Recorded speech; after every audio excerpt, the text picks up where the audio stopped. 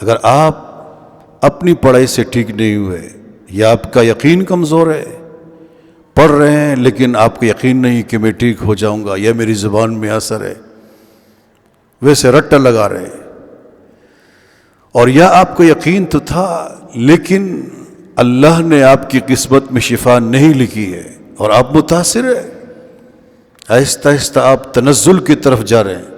آپ کی بیماری بڑھ رہی ہے، پریشانی بڑھ رہی ہے، تو پھر کسی عالم، کسی بزرگ کو دیکھے جن کا پیشہ عملیات کا نہیں ہے، کہ جو عملیات کا کام کرتے ہیں، دکان کھولی ہوئے بیٹھے ہوئے، عورتوں کی الگ ٹیم ہے، مردوں کی الگ ٹیم ہے، نہیں، بلکہ کسی مسجد کا امام ہے، بزرگ ہے، کوئی عالم ہے، کوئی بزرگ ہے، آپ ان کے پاس جائیں، ان سے کہو میرے لیے آپ دعا کریں اللہ سے کہ مجھے اللہ شفا دے دے، میں جن زدہ ہوں، سحر زدہ ہوں، نظر بد کا شکار ہوں، میرے لیے دعا کرے۔ دعا بہت بڑی دولت ہے، ہاں بہت بڑی، اور ساتھ یہ بھی درخواست کرے کہ مجھے آپ دم بھی کرے، دم ثابت ہے، کوئی بھی آیت پڑھے، فاتحہ ہے، کوئی ہے، ہو سکے تو ان سے کہو یہ پانی میرے لیے دم کر رہے، اور اگر وہ تھوڑا بہت جو ہے وہ بازوگ ہیں اور کسی کو تعویذ بھی دیتا ہو تو ان سے درخواست کر کے میرے لیے ایک تعویذ لکھ کر دے دے تاکہ میں اپنے پاس رکھوں، اس کی اجازت ہے۔ ہمارے کچھ ساتھی کہتے ہیں کہ تعویذ واویز نہیں ہے، کیوں نہیں ہے؟ تعویذ ہے۔ ہمارے مولانا اشرف علی تھانوی رحمہ اللہ نے کتاب لکھی اعمال قرآنی کے نام سے،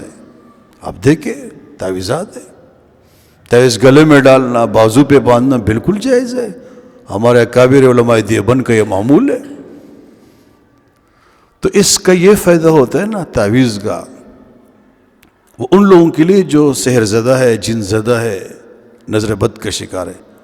کہ ان کو تسلی ہو جاتی ہے کہ چلو میں نے تعویذ باندھ لیا، تعویذ لٹکا دیا، ادھر تعویذ باندھ دیا ہے، گلے میں لٹکا دیا، پانی پی رہا ہوں، استاد جی نے دم کر دیا، تو اس کو تسلی ہوگی۔ اس کے علاوہ ایسے عامل جو بد عمل ہے، اس کو تو کہتے ہیں عامل لیکن ہے بد عمل، بے عمل اور بے دین، ناواقف، جس کو کچھ پتہ نہیں کہ عملیات کس کو کہتے ہیں، ان سے قطعاً پرہیز کرے، بڑے بڑے نقصانات ہیں۔ اللہ، بے عمل عاملوں کے پاس جانے کا پہلا بڑا نقصان یہ ہے کہ وہ آپ کے وہم کو یقین میں تبدیل کرے گا۔ آپ کو وہم ہوگی کسی نے جادو کیا، آج لوگ بھی اس کے بڑے شکار ہیں، ہر ایک کہتے ہیں میرے اوپر جادو ہے، جن ہے، بس وہم میں پڑے ہوئے۔ ہمیشہ یاد رکھو دنیا میں وہم کا کوئی علاج نہیں ہے، حکیموں کے پاس، ڈاکٹروں کے پاس، انسان کے پاس اس کا علاج ہے جو وہم کا شکار ہے، اور وہ کیا ہے؟ وہم کا علاج یہ ہے کہ انسان نظر انداز کرے کہ میرے اوپر کچھ بھی نہیں ہے، نہ جن ہے، نہ جادو ہے، نہ نظر بد ہے، بس یہی اس کا علاج ہے۔ لیکن جب انسان کسی غلط عامل کے پاس جاتا ہے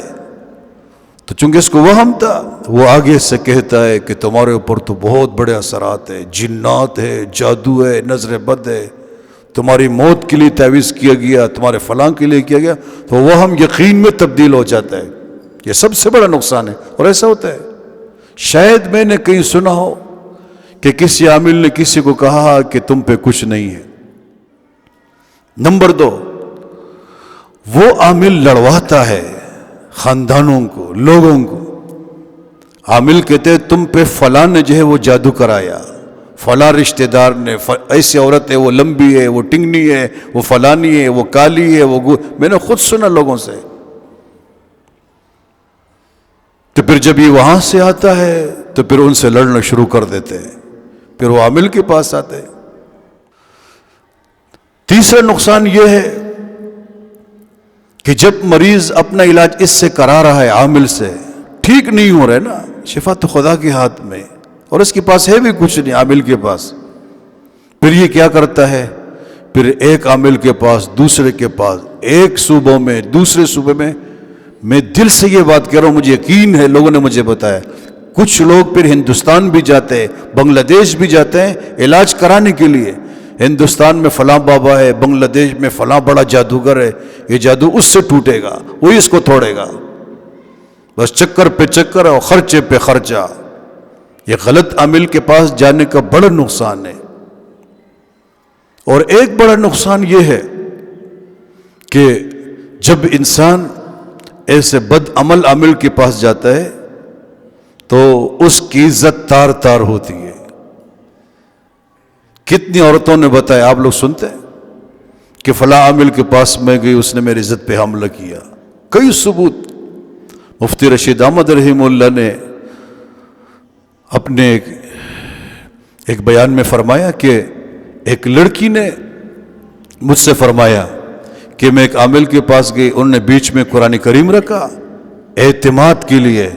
اور مجھ سے کہا کھڑی ہو جاؤ، میں کھڑی ہو گئی، اور مجھ سے کہا کہ مجھ سے گلے ملو، میں ملی، اس سے میں ملی، اس نے مجھے دبایا